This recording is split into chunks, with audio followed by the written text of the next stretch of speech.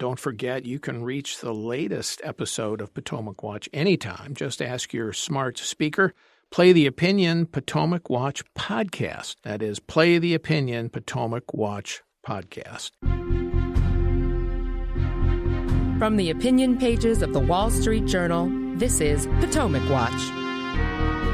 Welcome back. I'm Paul Gigot with Bill McGurn and Kyle Peterson here on Potomac Watch. Let's pivot to Donald Trump's nominees for cabinet posts. All of them look like they are on the path to getting confirmed. Two this week. I've already confirmed Bill RFK Jr. to run HHS and Tulsi Gabbard to be the Director of National Intelligence, the coordinating body for the 18 U.S. intelligence services that provides the president with his daily brief. I mean, there was a 52-48 vote for RFK Jr., only one defection, Mitch McConnell, only one defection for Gabbard as well from the Republicans.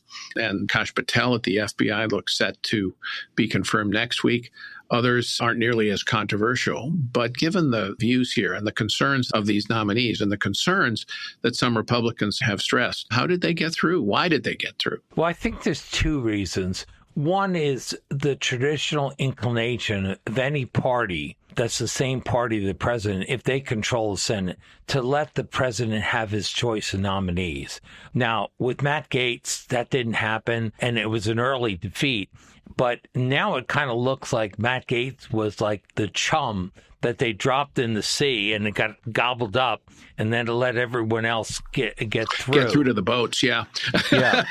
And so that may have helped them perversely. I think the second thing is Trump's popularity. Look, he won the election, won the popular vote, won the swing votes. We picked up Senate seats. We now have a 3-vote margin. I think it's very hard to get 4 to defect. I don't know. I think it's very hard to do that. Look, most of the hearings, I think, really kind of skirted substantive issues, whether it's on defense, whether it's on intelligence, and so forth. So I'm a little disappointed with these two nominees because I think the potential for great mischief is there.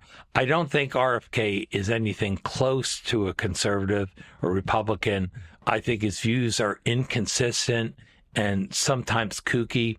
And Tulsi Gabbard, the fact that she couldn't call Snowden a traitor, that troubles me. Edward Snowden, the leaker who is now a Russian citizen, having fled with U.S. secrets to Moscow. I think there's one other factor here consistent with what Bill said, which is that the Republican senators are on the fence. Joni Ernst in Iowa, Bill Cassidy in Louisiana, Tom Tillis in North Carolina, Susan Collins in Maine. They all may run for re-election in 2026. They don't want a primary challenger. Bill Cassidy has one already because he voted to convict Donald Trump on impeachment charges in 2021. But they really don't want to encourage more overt support for somebody else. It is an impressive display of raw MAGA political power. I would add they also don't want a primary challenger well-funded by the president's new ally, Elon Musk. And you can read between the lines in some of these statements. This one I found a little bit grimly amusing.